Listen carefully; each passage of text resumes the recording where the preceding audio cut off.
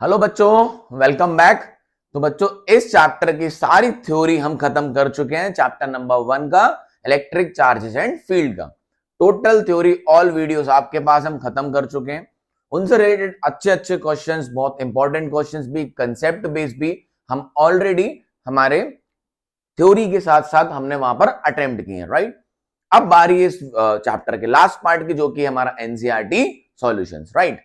तो बच्चा, total NCERT की एक्सरसाइज में 24 क्वेश्चंस हैं। तो इसको हम 2 पार्ट में अटेम्प्ट करेंगे, तो कभी कभी बच्चे एक साथ बैठ के 24 क्वेश्चन सॉल्व नहीं करते। तो इसलिए मैंने काम किया है कि मैं इस वीडियो को 2 पार्ट में लेके आऊंगा।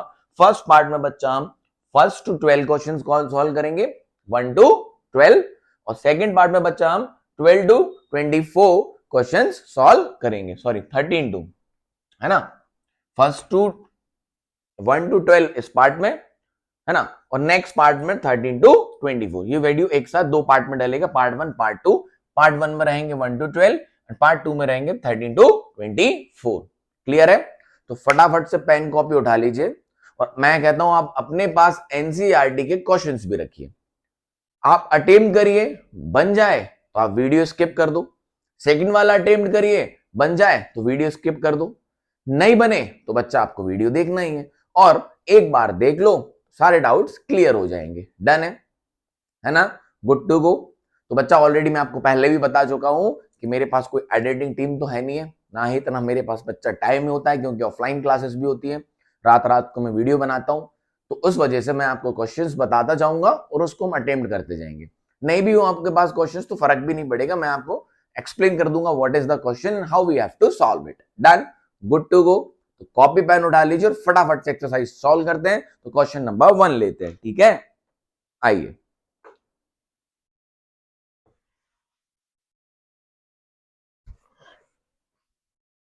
तो बच्चों क्वेश्चन नंबर 1 क्या कहता है? सर क्या कहता है, आओ देखें। थोड़ी सी बच्चा आवाज में आपको क्लियरिटी आ रही होगी, है ना। आज अपना बहुत टाइम बाद कोई एक माइक है जो अच्छे से सपोर्ट कर रहा है, ठीक, और थोड़ी सी सर्दी भी हो रखी है। चलिए, तो क्वेश्चन नंबर 1 विथ सॉल्यूशन। आइए, तो बच्चा क्वेश्चन नंबर 1 कह रहा है दो चार्जेस हैं, कितने? दो चार्जेस हैं, किसी डिस्टेंस से सेपरेटेड है। तो ये पहला वाला चार्ज की जो वैल्यू है वो है 10 2 into 10 to the power -7 coulomb, और दूसरा है 3 into 10 to the power -7 coulomb, separated by 30 centimetre distance in air. Find the force between them. क्या ही है बच्चा इस क्वेश्चन में? ने बोला फर्स्ट क्वेश्चन क्या है, दो चार्जेस हैं, 30 सेंटीमीटर के डिस्टेंस है, सेपरेट है। एक चार्ज की value 2 into 10 to the power -7 coulomb, और दूसरा है 3 into 10 to the power -7 coulomb. देख लें, दोनों प्लस है। हाँ, दोनों प्लस है। तो they are asking you the magnitude of the force, electrostatic force between these two charges. Sir ये तो आसान हम कर लेंगे, फिर भी एक बार देख लो, कोई बुराई नहीं है। तो इलेक्ट्रोस्टैटिक फोर्स क्या होता है? के Q1 Q2 by are square. मैं ऐसा भी लिख सकता हूं 1/4 pi epsilon naught Q1 Q2 by are square. Generally बच्चा के की वैल्यू जो एयर में होती है वो कितनी होती है? 9 इंटू 10 टू दी पावर 9। और मैं यहां पर पूरी कहानी के लिख के कर दूंगा, बार बार इसको लिखने की जरूरत नहीं कि बात एयर की हो रही है। जब मीडियम बदलेंगे तो अपन यहां पर कुछ और लिख लेंगे, समझ गए? सारे वीडियो याद है, सेकंड वीडियो में पढ़ रखा है लॉ। चलिए, तो वैल्यू पुट अप करते हैं। आइए, तो 9 इंटू, ये समझ गए ना, दो चार्जेस के बीच में क्या निकालना है बच्चा? फोर्स निकालना है। तो इलेक्ट्रोस्टैटिक फोर्स होता कितना है? के Q1 Q2 by are square. अब कुछ नहीं करना, वैल्यू रखना है। तो 9 into 10 to the power 9 multiply by Q1, that is 2 into 10 to the power -7, Q3 3 into 10 to the power -7 divided by are square. अब बच्चा आर किस में दिया हुआ है? सेंटीमीटर में। So we have to put R is in metres. क्या बात समझ में आई? तो यहां लिख देता हूं, और मैं इसको पॉइंट में नहीं करूंगा। ये हो गया 3/10 मीटर्स। 3/10 मीटर्स क्यों नहीं करूंगा, आप समझ जाएंगे। तो 3/10 होल स्क्वायर, क्योंकि ऊपर चला जाएगा, काम बन जाएगा। देखो फटाफट, अब ये कैलकुलेशन है जो आपको ही करना है, फिर भी मैं करवा देता हूं थोड़ा सा। कई कैलकुलेशंस आएंगे, आप पे छोड़ूंगा और आपको मुझे कमेंट करना है आंसर। पहला क्वेश्चन है तो मैं करवा देता हूं कैलकुलेशन, अब कुछ नहीं बचा इस क्वेश्चन में। ठीक, तो ये बच्चा क्या हो जाएगा, ध्यान से देखना, 7 7 कितने हो गए, -14, 7 और 7 कितने हो गए, -14, और ये कहेगा +9 का, तो -14 की तो पावर वो है और +9 अपन ने इसमें किया, तो पावर कितनी बची, -5 की पावर अभी भी बची, तो 10 to the power -5 multiply by 2 multiply by 3, और ये जो 10 स्क्वायर हो जाएगा बच्चा, ये कहां पहुंच जाएगा, ऊपर, तो इसको कर देते हैं 10 स्क्वायर, 3 का स्क्वायर क्या हो जाएगा, 9, डन है, तो 3 से 3 कैंसिल, 3 2 जा 6, और ये अभी भी 10 टू दी पावर -5 है, ये 10 स्क्वायर ही नीचे वाला ऊपर पहुंचा दिया मैंने, समझ में आया पॉइंट में क्यों नहीं लिखा, तो ये बच्चा ऊपर पहुंचा, तो ये हो गया 10 की पावर -5 2, तो 10 की पावर -3 न्यूटन, ये रहा आंसर। क्या ही था क्वेश्चन में, आसान था, कैलकुलेशन क्लियर है, आप कर सकते हो कैलकुलेशन, बस फॉर्मूला लगाना था कूलम्स लॉ का, डन है, नोट करो, याद रखना बच्चा, चार्जेस किस में रखने हैं, कूलम में, कभी माइक्रो कूलम होगा तो 10 टू दी पावर -6 का मल्टीप्लाई करना है, डिस्टेंस किस में रखना है बच्चा, मीटर में, डन है बात, आगे बढ़े, चलो क्वेश्चन नंबर 2, अगर आपके पास एनसीईआरटी रखी हुई है या एनसीईआरटी के कोई भी क्वेश्चंस आपके पास हैं तो आप क्वेश्चन नंबर 2 अटेम्प्ट करिए।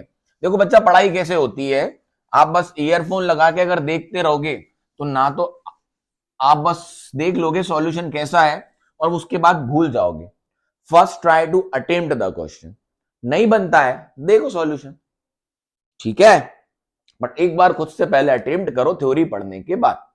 आइए क्वेश्चन नंबर 2 सॉल्व करते हैं मिलके। तो क्वेश्चन नंबर 2 क्या कहता है, the electrostatic force on a small sphere of charge 0.4 microcoulomb due to another small sphere of charge -0.8 microcoulomb in air is 0.2 newton. इनने क्या बोला, दो हैं चार्ज हैं, अपन ऐसे बना लेते हैं, ये कितना है बच्चा 0.4 माइक्रोकूलम और ये है -0.8 माइक्रोकूलम, ठीक, इनके बीच में जो इलेक्ट्रोस्टैटिक फोर्स लग रहा है वो लग रहा है 0.2 न्यूटन का, दो चार्जेस दिए हुए हैं, ठीक, 0.4 माइक्रोकूलम एंड -0.8 माइक्रोकूलम, इनके बीच में जो बच्चा फोर्स लग रहा है वो कितना लग रहा है 0.2 न्यूटन, डन है। अब दो आंसर देने, दो पार्ट में, number 1, what is the distance between the two spheres, पहले वाला कर लेते हैं, क्या निकालना है, पहला वाला part, distance between the two spheres, R निकालना है, कोई बड़ी बात है क्या, नहीं है सर, एयर की बात बोली है तो के अपना वही हो जाएगा, क्या 9 इंटू 10 टू द पावर 9, तो फटाफट से इलेक्ट्रोस्टैटिक का फॉर्मूला लगा दो, के Q1 Q2 upon r square, done है बात। फोर्स कितना है 0.2, के की value 9 into 10 to the power 9, पहले वाले चार्ज की value 0.4 into 10 to the power -6, मैंने बोला था ना कूलम में रखना है, ध्यान देना, ये माइक्रो कूलम दिया हुआ है, डन। दूसरा वाला, अब बेटा ये माइनस का चार्ज है तो मैं यहां माइनस नहीं ले रहा हूं, अगर माइनस का चार्ज है तो ये फोर्स जो दिया हुआ है वो क्या होगा, फोर्स ऑफ अट्रैक्शन होगा, ये जो फोर्स दिया हुआ है यहाँ पे तो फोर्स क्या होगा, फोर्स ऑफ अट्रैक्शन, आप यहाँ माइनस रखोगे तो फोर्स की वैल्यू क्या होगी माइनस, तो बेसिकली ऑलरेडी माइनस है, ऑलरेडी जो फोर्स की वैल्यू है वो क्या है माइनस, तो यहां भी अगर ये जब इस माइनस की वैल्यू रखोगे तो कैंसिल आउट हो जाएगा, ये माइनस प्लस तो मैं ये बताता कि फोर्स अट्रैक्टिव है कि रिपल्सिव, ठीक है, कैलकुलेशन में लेने की जरूरत नहीं है माइनस का साइन, तो ये कितना हो गया 0.8 इंटू 10 टू दी पावर -6, क्योंकि ये भी माइक्रोकूलम है, divided by are square, done. तो बच्चा आर स्क्वायर यहां आ जाएगा, इसका कैलकुलेशन कर लेते हैं, तो 6 और 6 कितनी हो गई -12 होगी पावर, देखो 6 और 6 पावर कितनी हो गई -12, और प्लस की पावर कितनी है हमारे पास 9, तो अभी भी माइनस की कितनी पावर बची बच्चा 3, समझ आया, ऐसे कर लिया करो, नहीं तो आप वैसे भी कर सकते हो, मुझे पता है आप 12th क्लास में बहुत होशियार हो चुके हो।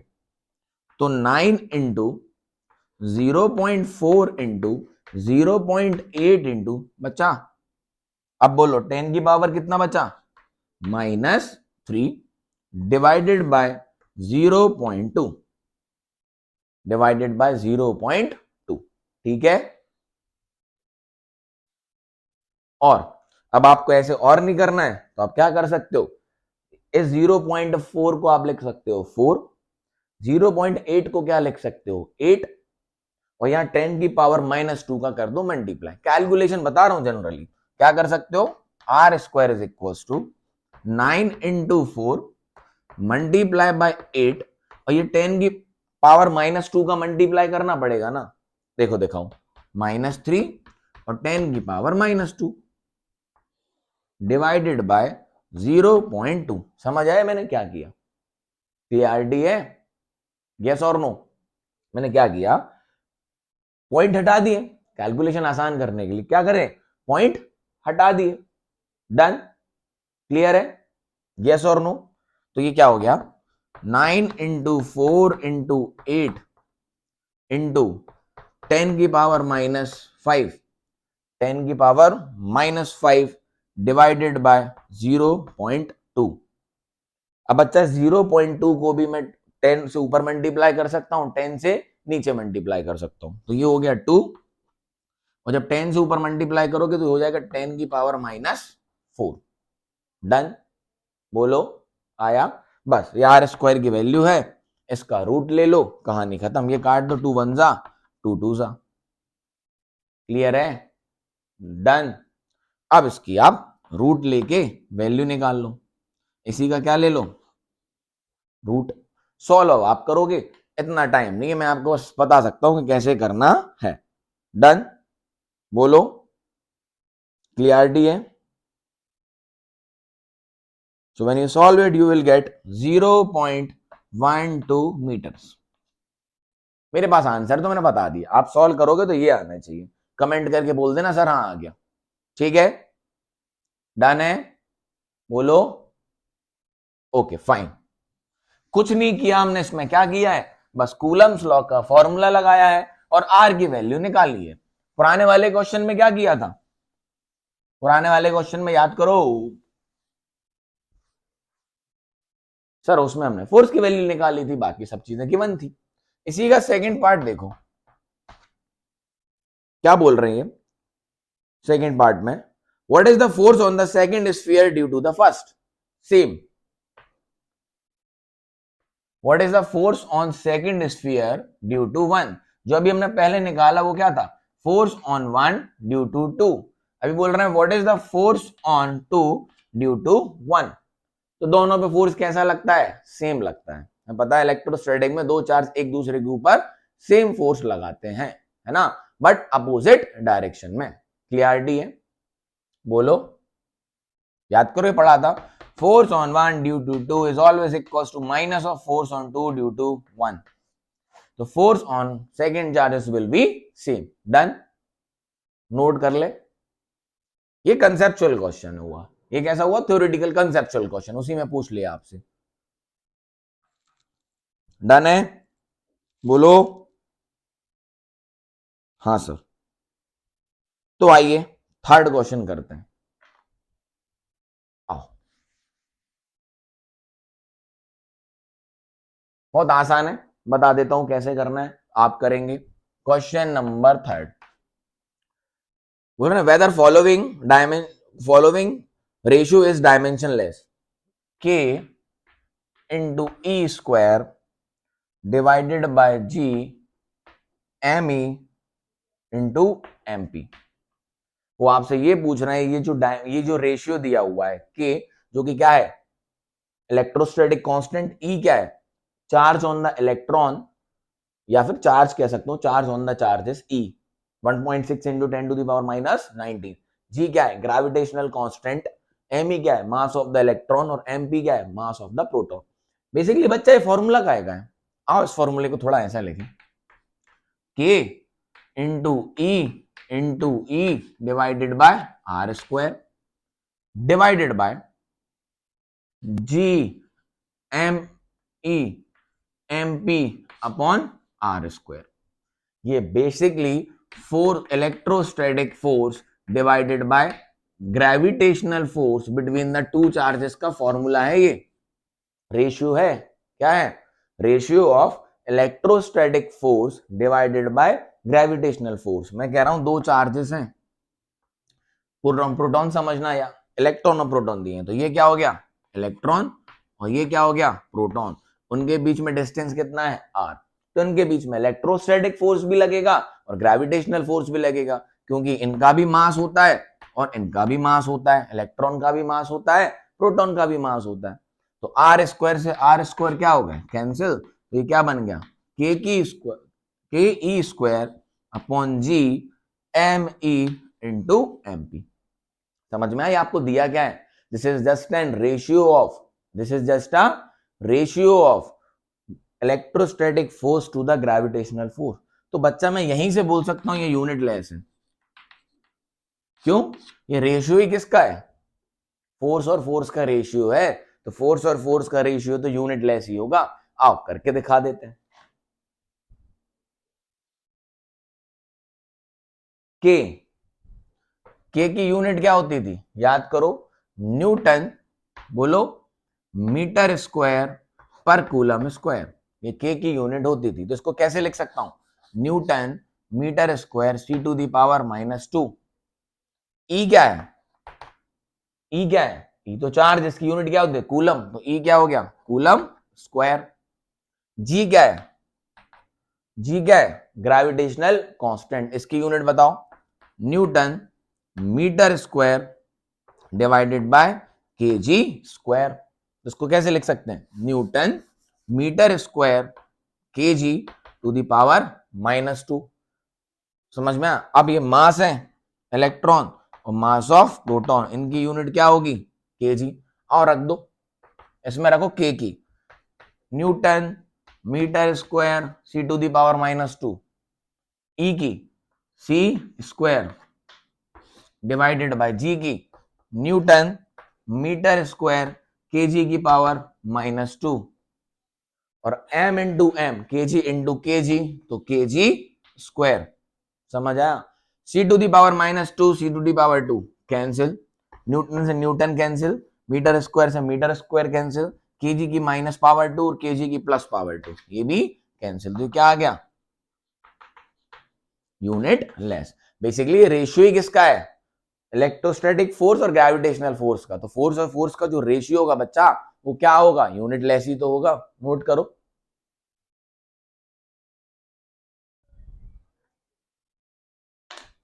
नोट करें, हो गया, डन, फाइन। आइए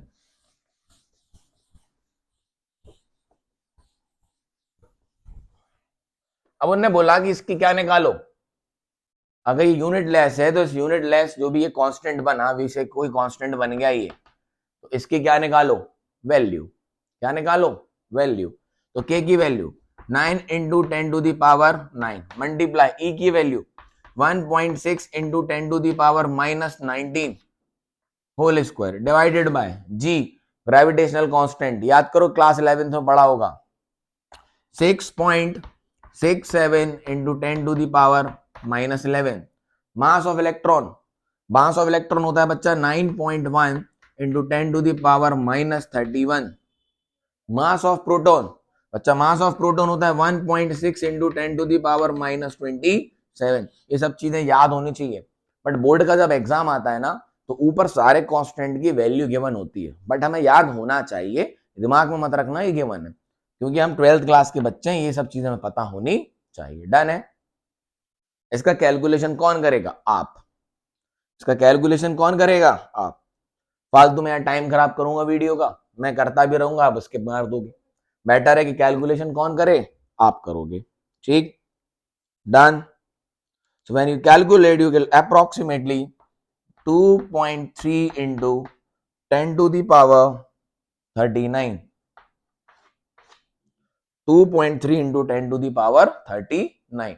और एक और चीज पूछिए, ये क्या रिप्रेजेंट करता है, ये जो रेशियो आपने निकाला ये क्या रिप्रेजेंट करता है, तो ये क्या रिप्रेजेंट करता है, दो charges electron and proton if separated by a distance r, distance change होना नहीं चाहिए दोनों के बीच में, then the ratio of the electrostatic force to the ratio of the gravitational force, ये क्या प्रेडिक्ट करता है रेशियो, ये रेशियो क्या प्रेडिक्ट करता है, ये एमसीक्यू में भी क्वेश्चन आ सकता है, बहुत आसान बात है। Two charges electron and a proton separated by a distance r, what is the ratio of their electrostatic force to the gravitational force, तो यही तो है 2.3 into 10 to the power 39। Done, क्या है, तो ये रेशियो बता रहा है किसका, चार्जेस के बीच में force divided by the gravitational force, उन्हीं चार्जेस के बीच में और है कांस्टेंट डिस्टेंस, तभी तो ये आर आर काट दिए थे, डिस्टेंस क्या है, कांस्टेंट है। डन है, क्लियर है, आगे बढ़े।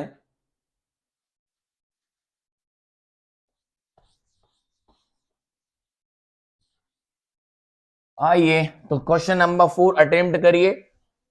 आप अपने एनसीईआरटी रखा करो अपने पास बच्चा, बोर्ड एग्जाम में सबसे पहले एनसीईआरटी के क्वेश्चंस बहुत इंपॉर्टेंट होते हैं, पता चला वैल्यू बदल के सीधा का सीधा क्वेश्चन उठ के आ जाए, है ना। आइए तो क्वेश्चन नंबर 4 करते हैं। Explain the meaning of the statement electric charge of a body is quantized। बच्चा थ्योरेटिकल है, बता चुका हूं। Electric charge of a body is quantized, मतलब जो भी चार्जेस होते हैं बॉडी के, वो एक बॉडी से दूसरी बॉडी में अगर ट्रांसफर होंगे तो वो इंटीजर मल्टीपल में ही होंगे। किसमें होंगे, इंटीजर मल्टीपल में ही ट्रांसफर होंगे, मतलब वो फ्रैक्शन में नहीं हो सकते, वो फ्रैक्शन में नहीं हो सकते। तो तभी तो यहां से हमने एक फॉर्मूला बनाया था, टोटल चार्ज क्या होता है, n into Q, where n is integer. समझ में आ गया, मतलब या तो एक चार्ज आएगा या तो दो चार्ज आएंगे, या एक चार्ज आएगा या दो चार्ज आएंगे। ऐसा नहीं कि चार्ज का ट्रांसफर 1.1 नंबर हो गया। Charges are does not available in fractions. वो चार्ज मिला के कितना चार्ज बनाते हैं वो पॉइंट्स में आता है, उसकी बात नहीं कर रहे हैं, नंबर ऑफ चार्जेस की बात हो रही है बच्चा, किसकी, नंबर ऑफ चार्जेस की। तो चार्जेस क्या है, क्वांटाइज, क्वांटाइजेशन का मतलब होता है they are available in a integer numbers, they are not available in a fractions. मैं 1.5 चार्ज नहीं बोल सकता नंबर्स में, 1.5 कूलम हो सकता है, वो उनका चार्ज है मिला के यूनिट, पर चार्ज बोलूं तो एक इलेक्ट्रॉन, दो इलेक्ट्रॉन, तीन इलेक्ट्रॉन। समझ में आया, डन है। So this is quantization of charge. इसी में बच्चा एक सेकंड पार्ट है, why can one ignore quantization of electric charge when dealing with the macroscopic, that is large scale charges। जब हम बहुत सारे चार्जेस की बात करते हैं, जब हम बहुत सारे, मैक्रोस्कोपिक का मतलब क्या होता है, जब हम बहुत, उन्होंने क्वेश्चन क्या पूछा है कि अगर जब हम मैक्रोस्कोपिक लेवल पे बात करते हैं, मतलब करोड़ों अरबों चार्जेस होते हैं बच्चा एक बॉडी में। मैक्रोस्कोपिक का मतलब क्या होता है, बहुत ज्यादा, एक बहुत बड़ी बॉडी की बात कर रहा हूं मैं, है ना, बोल रहा हूं 1 मीटर क्यूब का क्या है, मेटल है ना, आयरन है। तो जब उसमें मैं चार्ज की बात करूंगा तो उसमें हम क्वांटाइजेशन ऑफ चार्ज को क्या नेग्लेक्ट मार देते हैं, क्योंकि जो एक चार्ज की वैल्यू होती है 1.6 इंटू 10 टू दी पावर -19, ये बहुत ही कम होती है चार्जेस के नंबर के रिस्पेक्ट में, क्योंकि जो नंबर होंगे ना वो इससे भी हजारों लाखों टाइम्स ज्यादा होते हैं। ठीक है, तो मैक्रोस्कोपिक लेवल की जब हम बात करते हैं तो हम क्या बोलेंगे, हम इसको क्वांटाइजेशन को निग्लेक्ट कर देते हैं, क्योंकि जो चार्जेस की वैल्यू है एक चार्ज की बहुत छोटी है, वो क्या है, बहुत छोटी है। तो हम क्या करते हैं, हम एक बड़ा चार्ज बना लेते हैं क्यू, इसलिए हमने इसको क्या बोला, कूलम। एक बड़े चार्ज की बात करेंगे, एक एक दो दो चार्ज की बात नहीं करेंगे, इसलिए हमने कलेक्टिवली बहुत सारे चार्जेस को मिला के एक बड़ी यूनिट बोल दी। और मैक्रोस्कोपिक लेवल पे हम कूलम से डील करते हैं, ना कि 1.6 इंटू 10 टू दी पावर -19 से डील करते हैं, क्योंकि बेसिकली चार्जेस बहुत ज्यादा होते हैं। तो जब उन सारे चार्जेस के चार्ज को जोड़ोगे तो एक बड़ा चार्ज बनता है, इसको हमने बोला था कूलम। तो कूलम कितने से बनता है बताओ बच्चा, 6.25 into 10 to the power 18 charge मिलके, चाहे इलेक्ट्रॉन हो चाहे प्रोटॉन हो, 1 कूलम का चार्ज बनाते हैं। 6.25 into 10 to the power 18 charge मिलके 1 कूलम का चार्ज बनाते हैं। इसलिए हम जब हम बड़े लेवल पे बात करते हैं मैक्रोस्कोपिक लेवल पे, तो हम एक चार्ज की बात नहीं करते, हम कूलम्स की बात करने लगते हैं, क्योंकि चार्जेस का पे जो एक चार्ज है वो बहुत छोटा है as compare to their numbers. Got it? Done है? फोर्थ क्लियर है? आओ फिफ्थ समझते हैं। When a glass rod is rubbed with a silk cloth, charge appears on both. A similar phenomena is observed with the many other pairs of body. Explain how this observation is consistent with the law of conservation of charges. देखो बच्चा, वो क्या कह रहे हैं, जब हम एक बॉडी को किसी दूसरी बॉडी में रब करते हैं, जब हम एक बॉडी को दूसरी बॉडी से रब करते हैं तो दोनों पे इक्वल चार्ज आता है। मैं बोल रहा हूं ये बॉडी ए है, ये बॉडी बी है, मैंने दोनों बॉडी को रब किया। रब करने का मतलब फ्रिक्शन क्रिएट किया। जो चार्ज ट्रांसफर होगा बच्चा वो किससे होगा? फ्रिक्शन से। तो इस पे सपोज इससे चार्जेस इसमें चले गए, है ना, कौन जाएंगे? इलेक्ट्रॉन। तो इसमें चार्ज कैसे आ गए? नेगेटिव। और इस पे चार्ज कैसे हो गए? Positive.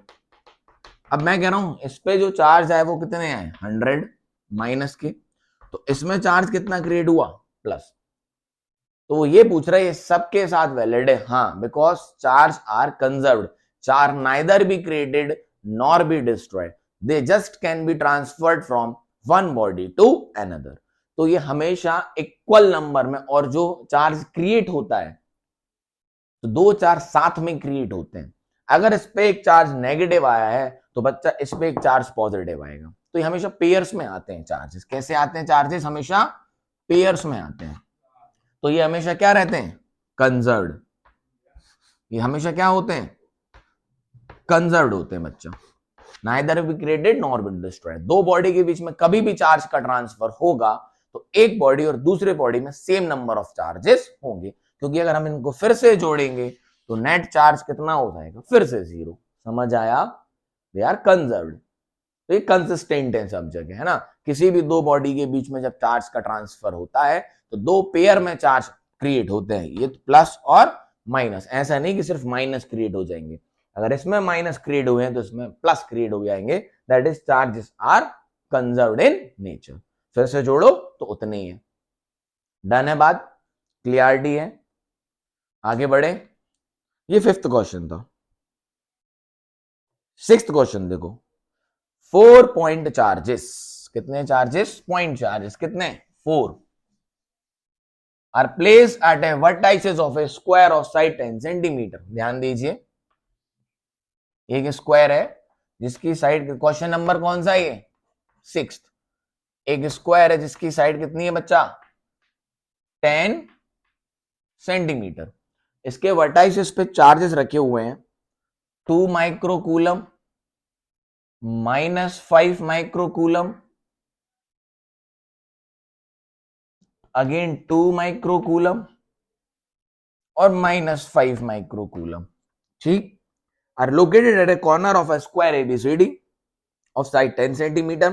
What is the force on the charge of 1 microcoulomb placed as a center of a square? देखो वो क्या कह रहा है कि एक स्क्वायर है जिसकी साइड 10 सेंटीमीटर है और उसके वर्टाइसेस पे 4 चार्ज रखें इस तरीके से 2 माइक्रोकूलम, -5 माइक्रोकूलम। ठीक, 2 माइक्रोकूलम और -5 माइक्रोकूलम। अब वो आपसे कह रहा है कि इसके सेंटर पे एक 1 माइक्रोकूलम का चार्ज रख दो, तो इस वाले पे नेट फोर्स बताना है। किस पे? सेंटर वाले पे। सेंटर वाले चार्ज पे एफ नेट बताना है। ठीक, अब बच्चा एक बात देखो, ये नेट जो होगा मैं यहीं से कह सकता हूं ये क्या है? 0 है। कितना है? 0। देखो ये तो माइनस है। अब आपको पता है कि जो डायगोनल होते हैं किसके? स्क्वायर के, वो कितना होता है? अगर साइड ए है, अगर साइड ए है तो डायगोनल की लेंथ क्या होती है? a√2। और दो डायगोनल एक दूसरे को बिल्कुल सेंटर से बाइसेक्ट करते हैं, तो ये डिस्टेंस कितना होगा? a√2/2। और ये भी कितना होगा? a√2/2। तो ये भी कितना होगा? a√2/2। और ये भी कितना होगा? a√2/2। समझ आ गया? मतलब डिस्टेंसेस क्या है? सारे सेम है। डिस्टेंस क्या है? सारे सेम है। समझ गए? मैं लिख नहीं रहा हूं यहां पे क्योंकि डायग्राम कॉम्प्लिकेटेड हो जाएगा। आपको समझ गए होंगे 0। देखो ये 2 माइक्रोकूलम है और ये प्लस माइक्रोकूलम है, तो इस पे कहां फोर्स लगाएगा, इस तरफ। और ये भी 2 माइक्रोकूलम है, ये भी 1 माइक्रोकूलम है, तो इसमें फोर्स कहां लगाएगा, इस तरफ। और अगर ये भी F है तो ये भी क्या होगा, F। लिखना चाहते हो तो लिख के देख लो, के 2 माइक्रोकूलम मल्टीप्लाई बाय कितना, 1 माइक्रोकूलम डिवाइडेड बाय a√2/2 का होल स्क्वायर। इससे लिखो तो भी यही आना है, क्योंकि दोनों के चार्जेस का मैग्नीट्यूड क्या है बच्चा, सेम है, और दूरी भी दोनों से क्या है, सेम है, और दोनों चार्जेस क्या है, सेम नेचर के हैं, तो ये भी रिपल करेगा इसको इस तरफ और ये भी रिपल करेगा इसको इस तरफ, तो ये दोनों एक दूसरे को क्या कर देंगे, कैंसल। सिमिलरली इसको देखो, -5 माइक्रोकूलम वाले को, तो ये इसको क्या करेंगे, अट्रैक्ट इस तरफ, और ये इसको क्या करेंगे, अट्रैक्ट इस तरफ। ये दोनों मैग्नीट्यूड भी क्या है, सेम, तो ये भी कैंसिल और ये भी कैंसिल, तो नेट फोर्स कितना आ गया, 0। -5 मतलब 5 1, तो 5 into 1 divided by same distance, 5 into 1 divided by same distance, nature क्या है इन दोनों का, सेम, तो ये भी अट्रैक्शन लगाएंगे, ये भी अट्रैक्शन लगाएंगे, तो नेट क्या हो गया इस पे, 0। क्लियर है,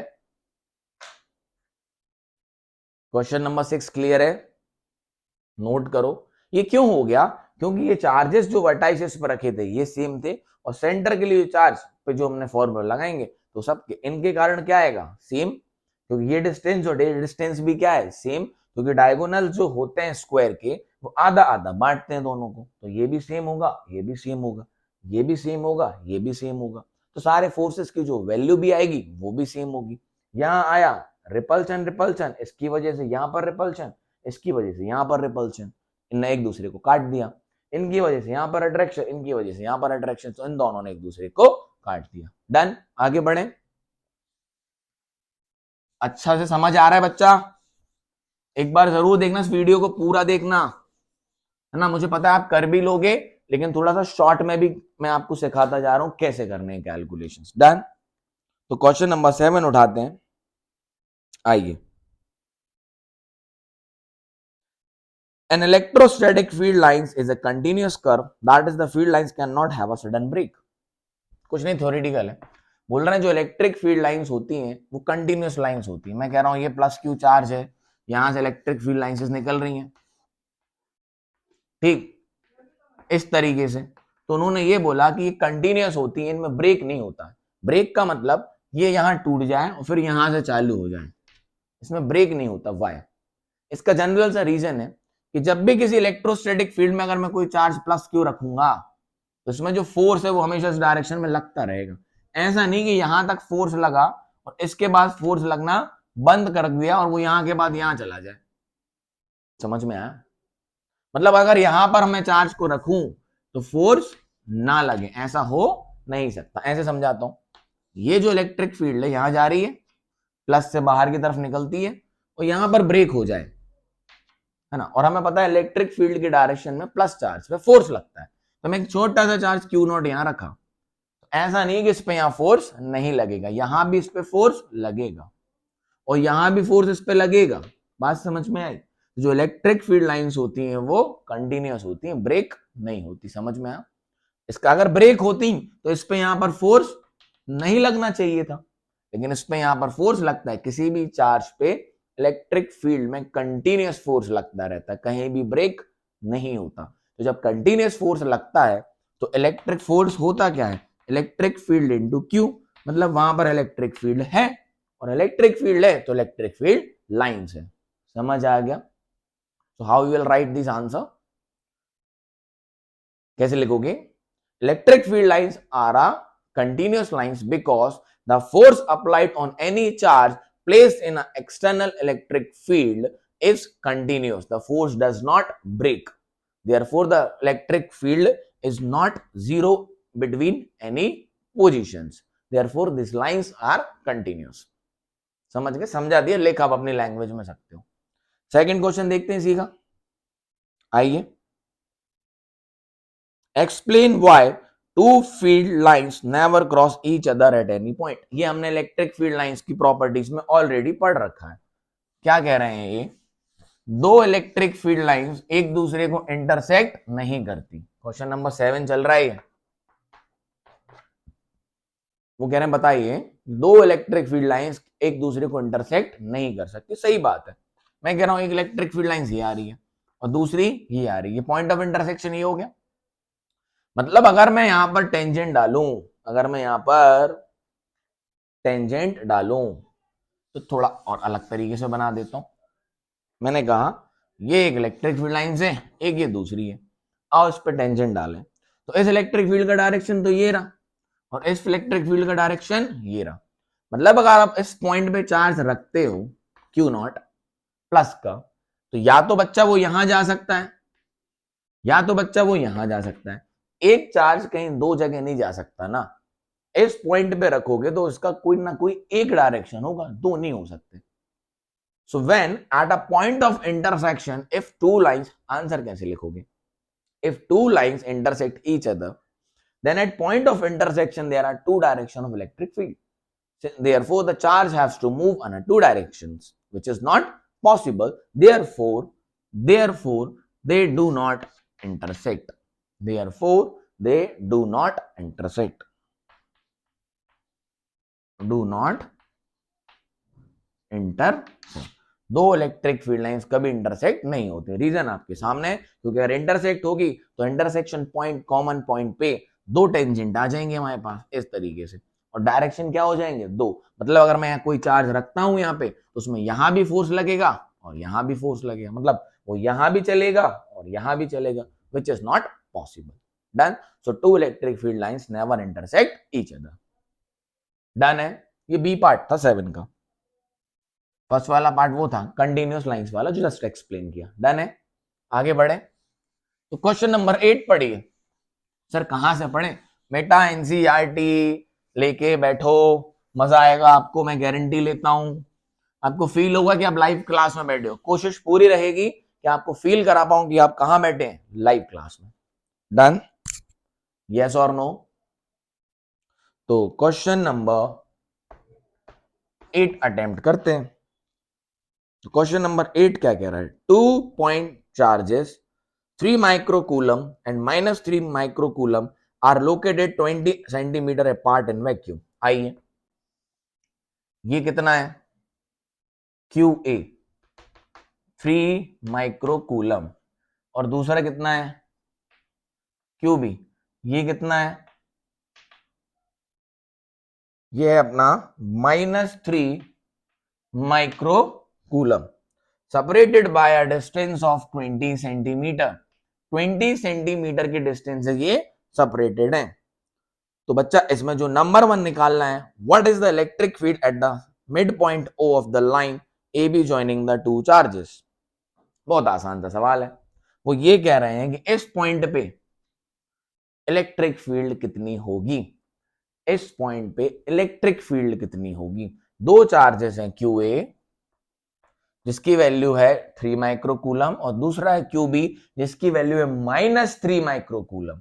तो उनके सेंटर पॉइंट पे इलेक्ट्रिक फील्ड पूछी है और जो कि कितने डिस्टेंस से सेपरेटेड है, 20 सेंटीमीटर के। इसका मतलब ये डिस्टेंस कितना है?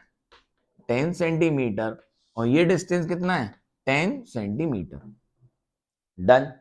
अब बच्चा आपको पता है इलेक्ट्रिक फील्ड जो होती है वो क्या होती है? वेक्टर क्वांटिटी होती है, और किसी पॉइंट चार्ज के कारण जो इलेक्ट्रिक फील्ड होती है वो कितनी होती है? K Q by are square. Electric field due to any point charge is K Q by are square. तो देखो फटाफट, अब मैं डायरेक्शन यहां डाल देता हूं डायरेक्टली, फिर हम जोड़ लेंगे वेक्टर। वहां हमें साइन लेने की, मतलब थीटा लेने की जरूरत नहीं है, हम यहां डायरेक्टली आपको साइन दिखा दे रहे हैं। ये प्लस है, कौन है? प्लस। तो इसकी वजह से इलेक्ट्रिक फील्ड कहां होगी? यहां बाहर की तरफ। याद करो, प्लस चार्जेस की वजह से इलेक्ट्रिक फील्ड बच्चा कहां होती है? बाहर की तरफ। फिर से यहां रिवीजन भी करा देता हूं क्वेश्चन के साथ साथ जो पढ़ा है।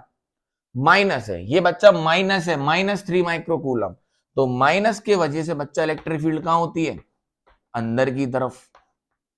तो इस लाइन पे, इस पॉइंट सेंटर ओ पे, इसकी वजह से कहां होगी? इस तरफ। और माइनस की वजह से कहां होगी? अंदर की तरफ। ये लो, तो ये किसकी वजह से हो गई? Plus Q. है ना, और माइनस की वजह से भी कहां होती है, अंदर की तरफ, तो ये कितनी हो गई, माइनस क्यू की वजह से। दोनों का डायरेक्शन क्या है, सेम है, जुड़ जाएगा। दोनों का डायरेक्शन क्या है, सेम है, जुड़ जाएगा। अब देखो बच्चा, दोनों का चार्ज भी सेम है, दोनों का डिस्टेंस भी सेम है, तो मैं जब कैलकुलेशन करवाता हूं ना तो वैल्यूज लास्ट में रखते हैं।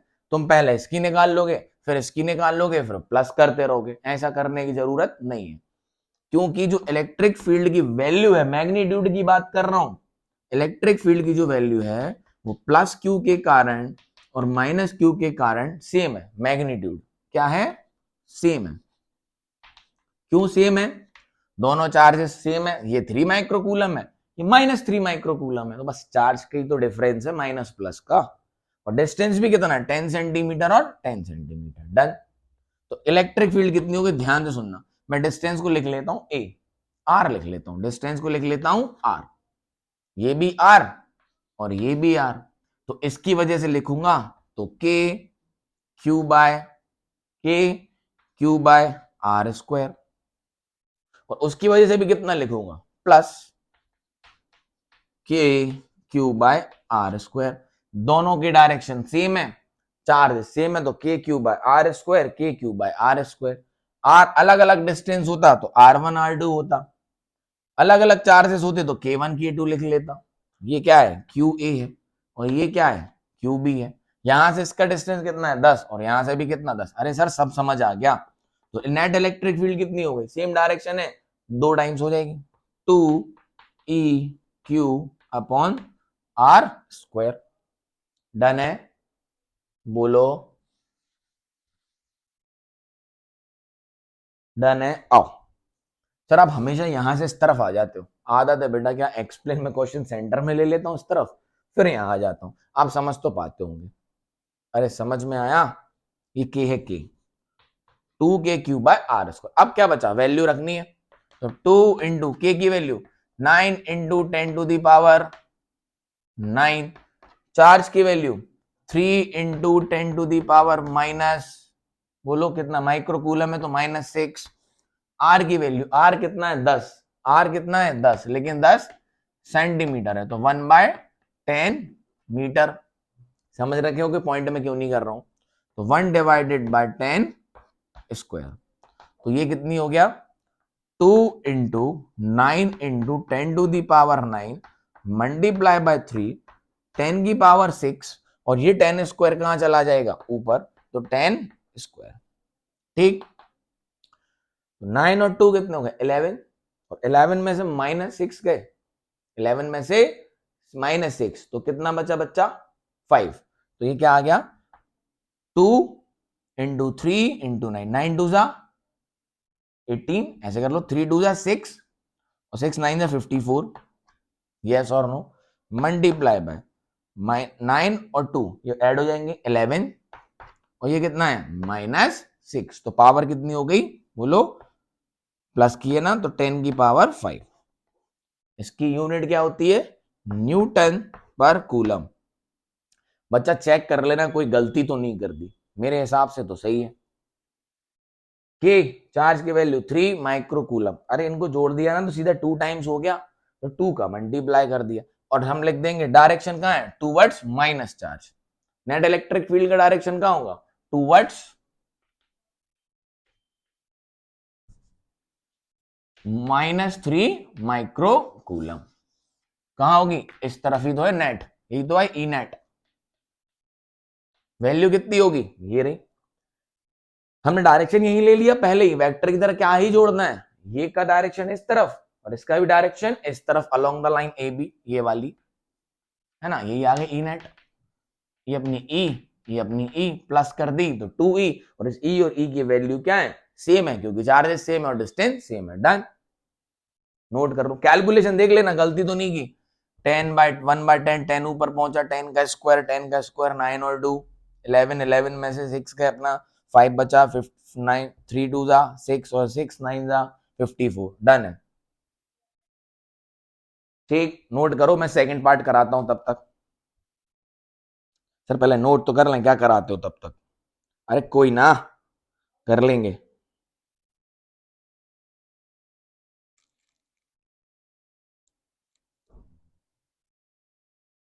ठीक, हाँ सही आया आंसर अपना। दूसरा सुनो क्वेश्चन क्या है इनका, सेकंड पार्ट में ये कहते हैं बच्चा, if a negative test charge of magnitude 1.5 into 10 to the power minus 9 coulomb. सुनिए ध्यान से, सेकंड पार्ट सुनो।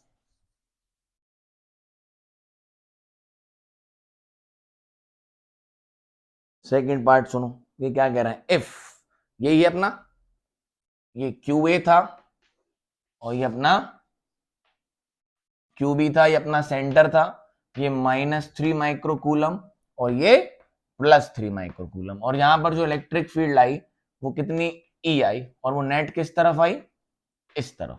ठीक है, अब वो बोल रहे हैं इस पॉइंट पे अगर हमने एक चार्ज रखा, टेस्ट चार्ज नेगेटिव, कितना, -1.5 into 10 to the power -9 coulomb. उनने कहा अगर हमने ये टेस्ट चार्ज रखा इस पे, what is the force experience by the test charge.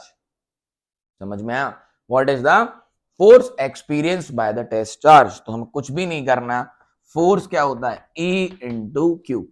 समझ में आया इलेक्ट्रिक फील्ड का कंसेप्ट। इलेक्ट्रिक फील्ड पता है इस पॉइंट पे, तो इस पॉइंट पे जो भी फोर्स रख लो उस पे क्या पता चल जाएगा, चार्ज रख लो उस पे क्या पता चल जाएगा, फोर्स।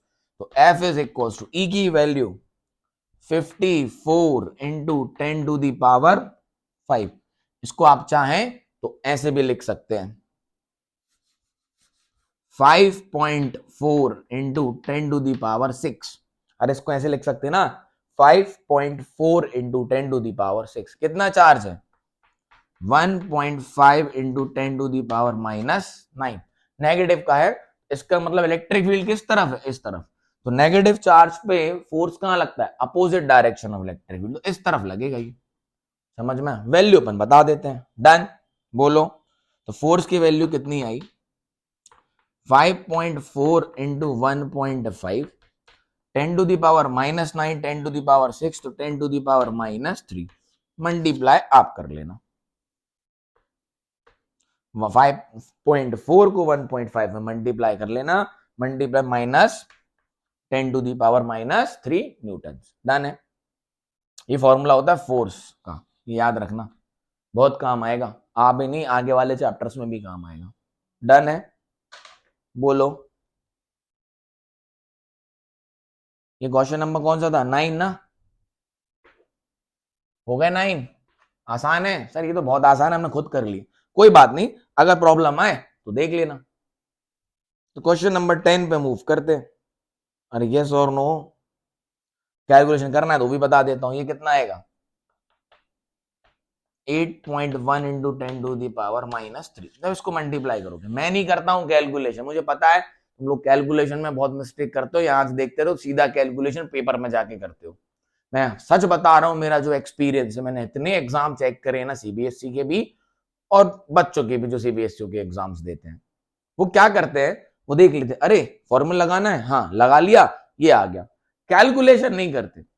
और जब कैलकुलेशन की प्रैक्टिस नहीं करोगे, आप गलती कर देते हो कैलकुलेशन में, और कैलकुलेशन में गलती हुई बच्चा तो आंसर गलत आएगा। आंसर गलत आएगा तो जो बोर्ड में जो एग्जाम चेक कर रहे हैं ना, मैक्सिमम लोग आंसर चेक कर लेते हैं फटाफट से, उनने आंसर देखा, आंसर ही गलत है, आपने प्रोसेस पूरा सही किया था। तो बच्चा कैलकुलेशन की प्रैक्टिस आप किया करो, फिर अपना आंसर मैच किया करो। हम लोग जल्दी जल्दी में कैलकुलेशन इधर का उधर कर देते हो।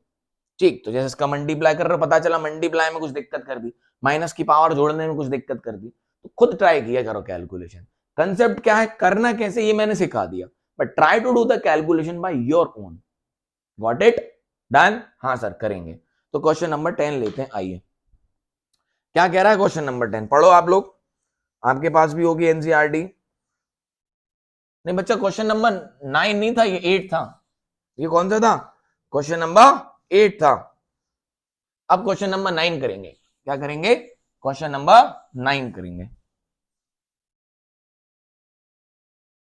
आता हो कोई दिक्कत नहीं, नहीं आता हो सीख लो। देख क्वेश्चन नंबर 9 क्या कह रहा है, बहुत आसान है, फटाफट से सुनना। कहां गया कहां गया कहां गया, ये रहा। A system of two charges, a system of two charges, two charges का सिस्टम है, जिसका एक चार्ज कितना है, 2.5 into 10 to the power -7 coulomb, और जो दूसरा है वो है -2.5 इंटू 10⁻⁻⁷ कूलम। सेम हो गए यार, ये तो क्या हो गए, सेम हो गए।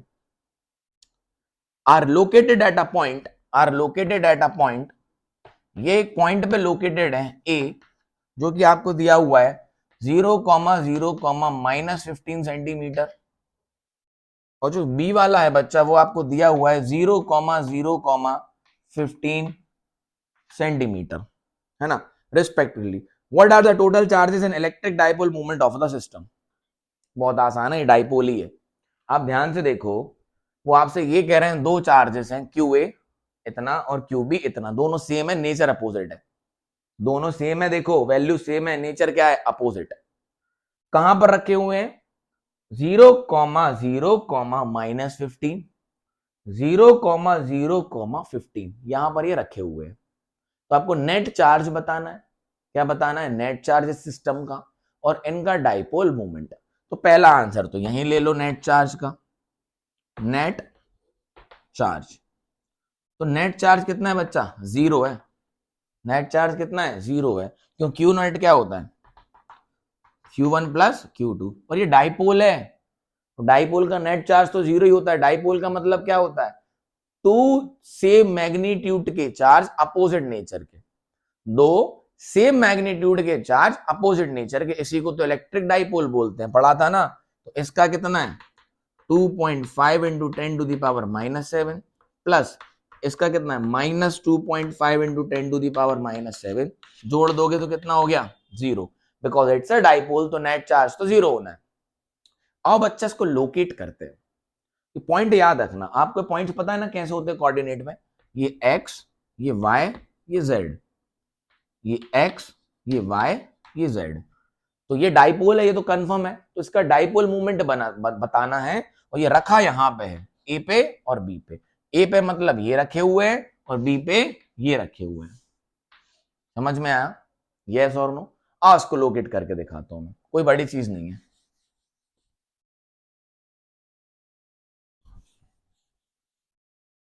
थोड़ा सा कंफ्यूज करने के लिए इनने आपको क्या दे दिए, डायरेक्शंस, मतलब प्लेन पे दे दिया ये कहां है।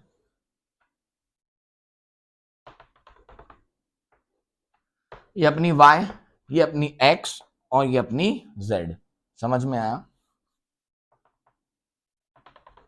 ये पीछे होगी z कहीं, अरे यस और नो, थोड़े टेढ़े बन गए, और अच्छे से समझा देता हूं, इधर आओ। ये अपनी x, ये अपनी y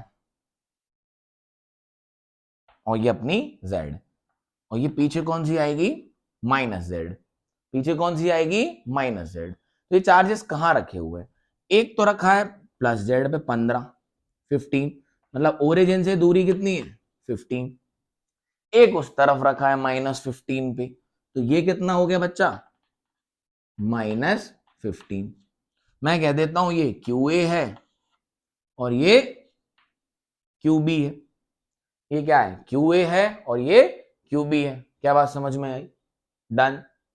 उन्होंने अपन को कोऑर्डिनेट 0, 0, 15, -15 दिए थे ना, 0, 0, -15, तो ये QB है और ये QA है।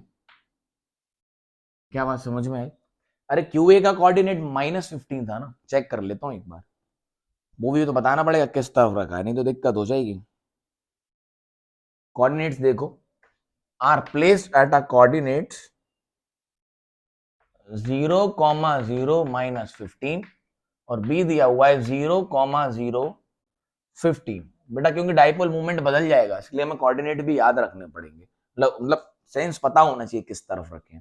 ए मतलब क्यू ए कहां रखा है 0, 0, -15 पे, और बी रखा हुआ है 0, 0, 15 पे, कोई दिक्कत नहीं। आओ देखें, वही किया है हमने, तो -15 पे ये रखे हुए, ये रख दिया मैंने, तो ये कितने हैं 2.5 इंटू 10⁻⁷ प्लस का, और यहां पर कौन रखे हुए हैं बी पे, ये वाले -2.5 इंटू 10⁻⁷। ठीक, डन। तो बेसिकली अगर इस डायग्राम को मैं ऐसे दिखाऊं, इनने z के डायरेक्शन दे दिए, दोनों के बीच के डिस्टेंस कितना हुआ 30 सेंटीमीटर, 15 ये 15 ये, अगर इसको डायरेक्टली ऐसे बना दूं तो ये हो गया। यही कंफ्यूजन उन्होंने क्रिएट करी थी। तो ये हो गया QB जो कि हमारा माइनस, और ये हो गया QA जो है हमारा प्लस। समझ में? और डाइपोल मूवमेंट कहां होता है? माइनस से प्लस की तरफ, माइनस से प्लस की तरफ। तो हमारा डाइपोल मूवमेंट कहां होगा? QB से QA की तरफ। और डाइपोल मूवमेंट निकालना है तो डाइपोल मूवमेंट क्या होता है बच्चा? ये जो डिस्टेंस आप याद करो, हम इसको 2A बोलते थे। कितना बोलते थे? 2A। और यहां पर ये जो डिस्टेंस है वो कितना है? 30 सेंटीमीटर। यही तो है। मैंने बस इसको जो Z वाले को ऐसे रख के दिखा दिया, ये 15 और ये 15, -15 वैसे नहीं जोड़ना है, डिस्टेंस चाहिए होता है डाइपोल के बीच का। तो उनके बीच का जो डिस्टेंस है वो कितना है? 30 है। ठीक, तो डाइपोल मोमेंट P क्या होता था? 2A into Q। कोई भी एक चार्ज 2A इंटू Q, और 2A क्या होता है? टोटल डिस्टेंस उनके बीच का। A क्या होता था? डिस्टेंस सेंटर से। तो खत्म। P इज इक्वल टू 30, तो 30/100 इसको रखेंगे मीटर में। और Q की वैल्यू बोलो 2.5 इंटू 10⁻⁻7। इनका एक जीरो, इनका एक जीरो गया, इनके से इनके 6 बचे, तो ये आ गया 3 इंटू 2.5 इंटू 10⁻⁻6। समझ में आया? तो ये हो गया आपका 3 to the 6 50, 7.5 इंटू 10⁻6। और यूनिट क्या चलेगी बच्चा? यूनिट अपनी होगी इसकी coulomb metre. This is your answer for question number 9। And direction is from QB to QA, because dipole movement का जो डायरेक्शन होता है वो कहां से होता है? माइनस से प्लस की तरफ। डन है? नोट करो। क्लियरिटी है? समझ आ रहा है ना? लग रहा है ना थोड़ी सी लाइव क्लास में बैठे हुए हैं। मैं आपसे बात नहीं कर पा रहा हूं बच्चा, लेकिन मैं आपको सब कुछ डिलीवर करा पा रहा हूं, ऐसा मुझे लगता है। नहीं लगता हो तो आप मुझे कमेंट करके बता देना कि क्या चेंजेस करने चाहिए। पक्का आपके लिए मैं चेंजेस करूंगा। डन है? क्लियरिटी है? चलो, तो डाइपोल मूवमेंट निकालना था, निकाल दिए, और डायरेक्शन बताना था तो बता दिए। क्वेश्चन नंबर 10 ले लो, जल्दी जल्दी निपटा लेते हैं फटाफट। अब तो सर सब आ गया, अब तो आप जल्दी जल्दी करा दो। आओ जल्दी जल्दी कर लें। तो देखते हैं क्वेश्चन नंबर 10 क्या कहता है। मेरे पास इसमें रखे रहते हैं क्वेश्चंस, बताएं वीडियो इतना लेंदी हो जाता है इसलिए किया। An electric dipole with a dipole movement, एक इलेक्ट्रिक डाइपोल दिया हुआ है जिसका डाइपोल मूवमेंट है 4 इंटू 10⁻⁻9 कूलम मीटर। ठीक, is aligned at an angle of 30 degree, is aligned with a angle of 30 degree with electric field. किसी electric field में 30 degree से अलाइन है, और इलेक्ट्रिक फील्ड जो आपको दी हुई है वो दी हुई है 5 इंटू 10⁻⁴ न्यूटन पर कूलम। क्या बात समझ में आई? जो इलेक्ट्रिक फील्ड आपको दी हुई है वो ये दी हुई है। Calculate the magnitude of the torque acting on the dipole, आपको उस डाइपोल पे जो टॉर्क लग रही है वो बताना है। याद करो हमने पढ़ा था, यहीं से रिवीजन करा देता हूं। एक इलेक्ट्रिक फील्ड है, उसमें एक कोई डाइपोल है, ये माइनस चार्ज, ये प्लस चार्ज। जब भी हम इसको रखते थे तो इसमें एक टॉर्क लगती थी। क्या लगती थी? टॉर्क। और ये जो एंगल होता था किसके बीच में होता था? Magnetic field, sorry electric field और डाइपोल के बीच में, P एंड E के बीच का एंगल होता था। तो याद करो डेरिवेशन किया था, टॉर्क आया था P क्रॉस E, और हम इसको लिख सकते हैं PE sine theta, PE sine theta. तो क्वेश्चन क्या है? एक डाइपोल है जिसका डाइपोल मूवमेंट है 4 इंटू 10⁻⁻9 कूलम मीटर। उसका एंगल किसका? डाइपोल का इलेक्ट्रिक फील्ड से कितना है? 30 डिग्री, और इलेक्ट्रिक फील्ड कितनी है? 5 इंटू 10⁻⁴। तो टॉर्क बताइए। ये लो P की वैल्यू 4 इंटू 10⁻⁻9, फॉर्मूला बताओ ना चाहिए। P साइन थीटा होता है टॉर्क का। जब किसी को एक्सटर्नल इलेक्ट्रिक फील्ड में लगते हैं, डेरिवेशन किया था, याद करो पुराने डाइपोल वाले वीडियो में।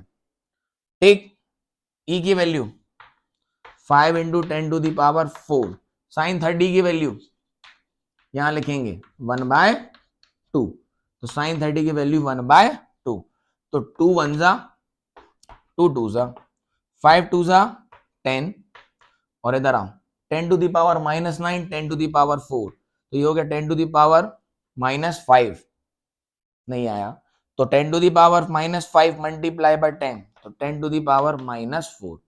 टॉर्क की unit newton metre, your answer. तो आंसर क्या आ गया, टॉर्क कितनी आ गई, 10 to the power -4 newton metre. फॉर्मूले में वैल्यू रखनी थी, कुछ नहीं करना था। डन है। टॉर्क कितनी लगती है किसी भी डाइपोल पे जब उसको एक्सटर्नल इलेक्ट्रिक फील्ड में रखते हैं, P क्रॉस E और the PE sine theta. Note करें।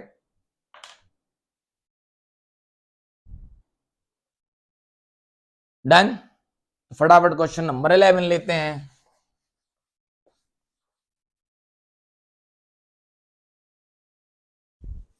देखो एक ही वीडियो में मैं पूरे करवाता ना बच्चा, मुझे पता है आप कर लोगे कई कई क्वेश्चंस, तो बट लेकिन ठीक है, सही रहता है। सीबीएसई पॉइंट ऑफ व्यू से बहुत इंपॉर्टेंट है एनसीईआरटी, सीधे सीधे क्वेश्चन उठा के डाल देते हैं एनसीईआरटी से। क्वेश्चन नंबर 11 आओ। क्वेश्चन नंबर 11 क्या कह रहा है ये, आओ देखें। A polythene piece rubbed with a wool is found to have a negative charge of 3 into 10 to the power -7 coulomb। अरे बच्चा कुछ नहीं है, उन्होंने बोला एक उसको रब किया, एक पॉलीथिन पीस को रब किया वूल से, and is found to have a negative charge of 3 into 10 to the power -7 coulomb। ये क्या निकाला, उन्होंने बोला एक पॉलीथिन को एक वूल से रब किया तो उस पर जो चार्ज आया वो आया 3 into 10 to the power -7 coulomb. तो उसमें नंबर ऑफ नेगेटिव चार्ज निकालने कितने आए उसके पास, तो क्या ही है, Q is equal to N into Q। तो Q की value 3 into 10 to the power -7, और उस पर चार्ज कितना आया 3 into 10 to the power -7 coulomb. तो हम टोटल चार्ज कैसे लिखते हैं, Q is equal to number of charge multiply by Q मतलब एक पे चार्ज, E लिखना हो E लिख लो, N इंटू E, और एक पे चार्ज कितना होता है 1.6 इंटू 10 टू दी पावर -19। सही है बात। तो 3 इंटू 10 टू दी पावर -7 का कूलम का चार्ज है, N निकालने हैं, और E की value 1.6 into 10 to the power -19। तो N की वैल्यू बच्चा निकल के आएगी 3 into 10 to the power -7 divided by 1.6 into 10 to the power -19। Solve कर लो, कहानी खत्म। Yes or no? So when you solve it, you will get 1 point, करना बेटा है ना, यहीं से छाप के मत लिख लेना, 1.87 इंटू 10 टू दी पावर 12। इतने नंबर ऑफ इलेक्ट्रॉन किसके, पॉलीथिन के पास आ गए होंगे। क्वेश्चन आप रीड कर सकते हो। एक पॉलीथिन को हमने रब किया वूल से, उस पर इतना चार्ज आया, तो बताओ नंबर ऑफ इलेक्ट्रॉन्स कितने आए उसके पास, पॉजिटिव आया ना, नेगेटिव चार्ज दिया हुआ ये। हाँ तो कितने इलेक्ट्रॉन आए, अगर नेगेटिव चार्ज हुई है पॉलीथिन तो उसके पास कौन आए, इलेक्ट्रॉन। तो कितने आए, ये रहे B part is there is a transfer of mass. यहां मास का ट्रांसफर हुआ है, हाँ हुआ है, क्योंकि इलेक्ट्रॉन के पास बच्चा मास होता है। कितने मास का ट्रांसफर हुआ, कितने मास का ट्रांसफर हुआ, एन इंटू एक इलेक्ट्रॉन के मास। उन्होंने बोला क्या ये जब चार्ज ट्रांसफर हुए हैं पॉलीथिन के पास तो वूल से क्या मास ट्रांसफर हुआ है, हुआ है बच्चा। जब इलेक्ट्रॉन ट्रांसफर हुए हैं तो इलेक्ट्रॉन के पास मास होता है, तो मास तो ट्रांसफर होगा, कितना होगा, एक का मास मल्टीप्लाई बाय जितने ट्रांसफर हुए, तो 1.87 into 10 to the power 12। Electron का mass 9.1 into 10 to the power -31। एक बहुत छोटा मास है, आप देखो 1.87 इंटू 9.1 मल्टीप्लाई बाय ये 12 में, ये कितने हैं 31, तो कितना बचा 10 टू दी पावर -19।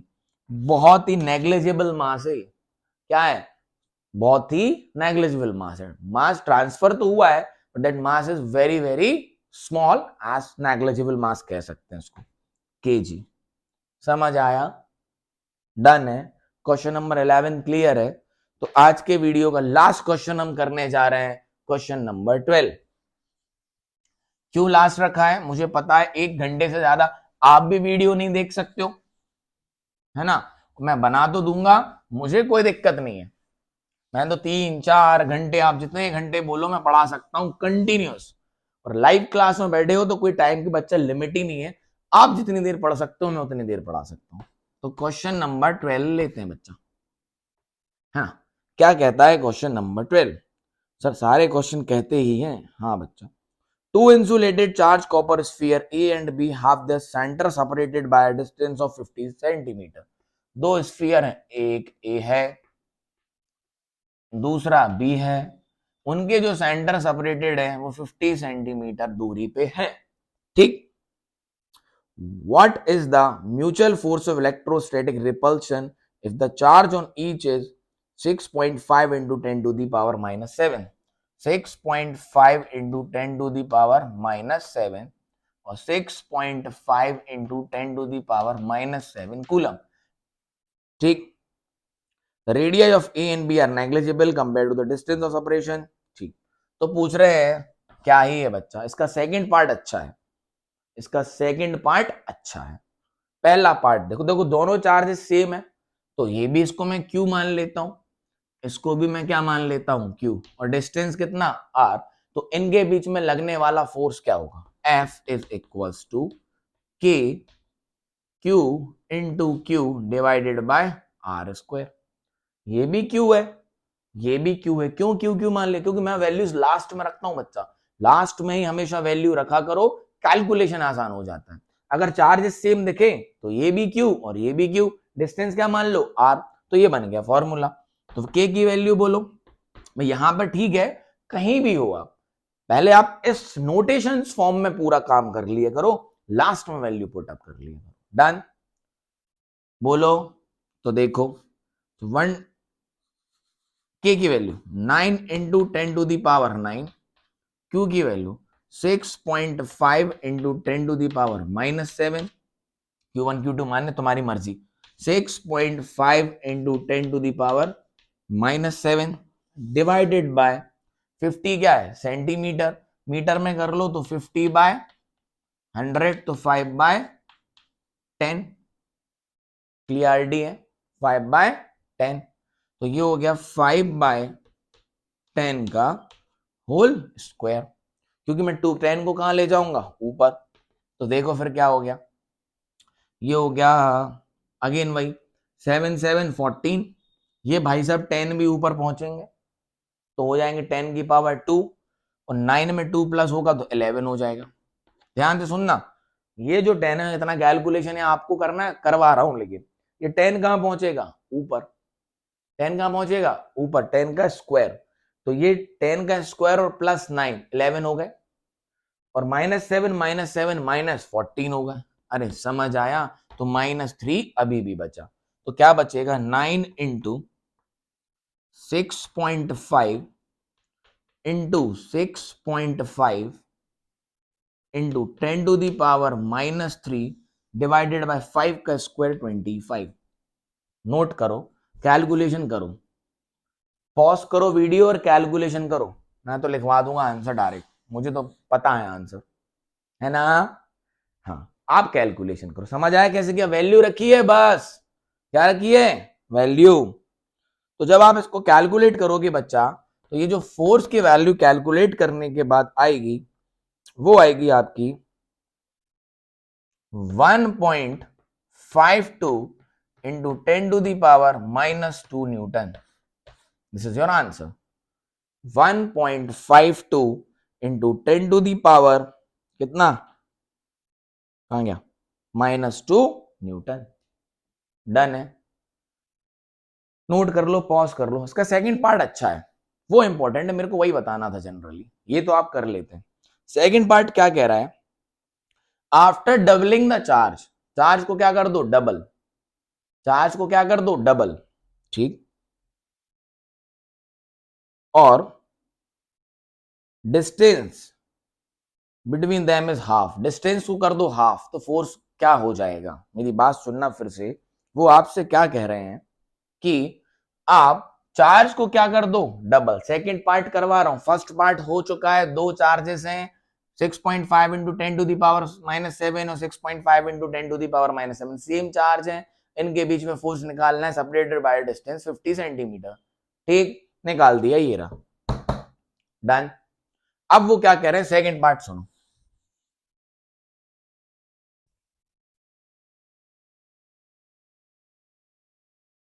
इंटरेस्टिंग है, यहां आप गलती कर दोगे और बार बार कैलकुलेशन करोगे। वैल्यू किसकी है, ये के क्यू बाय आर स्क्वायर की वैल्यू है 1.5 इंटू 10 टू द पावर -2। ये वैल्यू इसी की तो आई है सॉल्व करके, डन। देख अभी आपसे क्या कह रहे हैं, if charge is double, if charge is double, charge को क्या कर दो, डबल, दोनों चार्ज को क्या कर दो, डबल, और डिस्टेंस को क्या कर दो, हाफ, डिस्टेंस को क्या कर दो, हाफ। तो नया फोर्स बताओ इनके बीच का, अब फोर्स क्या हो जाएगा। तो एक काम करो, इसी फॉर्मूले में काम करते हैं अपन। तो फॉर्मूला होता क्या है, K Q upon r square. उन्होंने कहा चार्ज को क्या कर दो, डबल कर देते हैं, तो के इंटू 2Q बच्चा चार्ज होगा डबल, और डिस्टेंस को कर दो हाफ, तो डिस्टेंस कर दिया हाफ, R/2 का होल स्क्वायर। चार्ज को कर दो डबल और डिस्टेंस को कर दो बीच वाले डिस्टेंस को, उनके बीच के डिस्टेंस को हाफ कर दिया। तो देखिए क्या आया, 2 इंटू 2 4 हो जाएगा, 4 के क्यू इंटू क्यू स्क्वायर नहीं लिख रहा हूं, ऐसे बनाना है, डिवाइडेड बाय आर स्क्वायर, और 2 का स्क्वायर होगा तो ऊपर पहुंच जाएगा इंटू 4। समझ आया, ध्यान दो, 2 इंटू 2 4, और डिस्टेंस किया हाफ, तो R/2 का स्क्वायर, 2 का स्क्वायर होगा 4 और 4 पहुंच जाएगा ऊपर। तो ध्यान दो ये क्या हो जाएगा, 16 इंटू के क्यू बाय आर स्क्वायर, और ये वैल्यू तो हम ऑलरेडी निकाल चुके हैं, के क्यू बाय आर स्क्वायर, ये रही। समझ आया, आप वैल्यू रख के भी कर लेते, लेकिन वो वैल्यू हम ऑलरेडी कैलकुलेट कर चुके हैं, क्यों फिर से करना।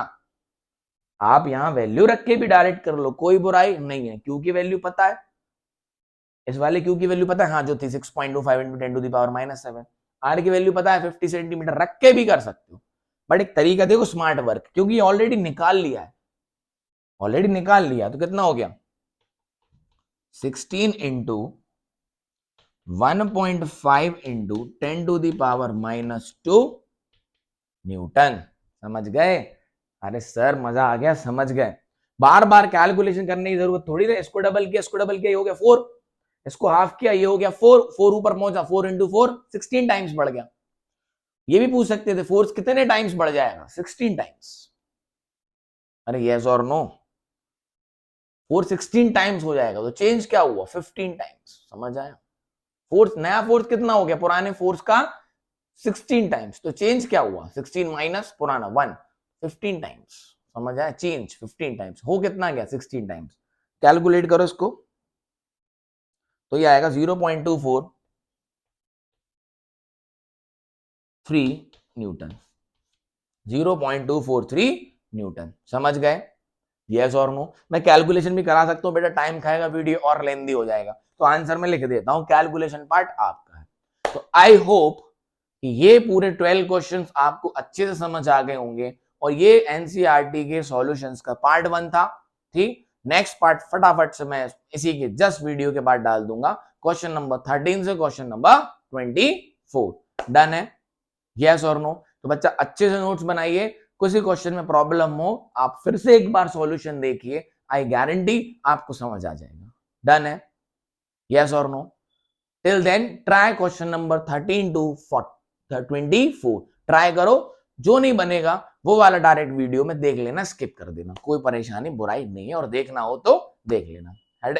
Have a good day, nice day, टाटा, bye bye, take care, love your parents, bye bye.